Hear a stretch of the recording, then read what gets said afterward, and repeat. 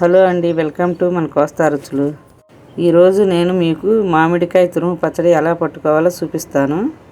దీనికి గాను నేను ముందుగా క్లీన్ చేసి పెట్టుకున్న ఒక మామిడికాయ తీసుకున్నానండి. ఈ మామిడికాయని ఈ విధంగా తురుము పట్టుకోవాలి. ఈ విధంగా కాయ మొత్తం తురుము పట్టిన తర్వాత 2 స్పూన్లు కారం, 2 స్పూన్లు ఆవపిండి, 2 స్పూన్లు సాల్ట్ వేసిన తర్వాత ఇప్పుడు మనం తాలింపు పెట్టుకోవాలండి. నూనె హీట్ అయిన తర్వాత పోపు దినుసులన్నీ వేసుకోవాలండి. ఇప్పుడు దానిలో కొంచెం జీలకర్ర, 4 ఎండుమిరపకాయలు దంచి వేసుకున్న 2 చిన్నులపాయలు వేసి చిన్నులపాయలు బాగా గోల్డెన్ కలర్ వచ్చే విధంగా వేగనివ్వాలి. ఇప్పుడు కొంచెం కరివేపాకు వేసుకుని ఆ తాలింపుని తురుము పచ్చట్లో వేసి అన్నీ కలిసే విధంగా ఈ విధంగా కలుపుకోవాలి. ఇంకా ఇంతేనండి, మామిడికాయ తురుము పచ్చడి అనేది రెడీ అయిపోయింది. ఇప్పుడు ఈ పచ్చడిని ఒక గాజు సీసాలో కానీ జాడీలో కానీ నిల్వ చేసుకోవాలండి. ఈ వీడియో నచ్చితే లైక్ చేయండి, షేర్ చేయండి, మా ఛానల్ని సబ్స్క్రైబ్ చేయండి.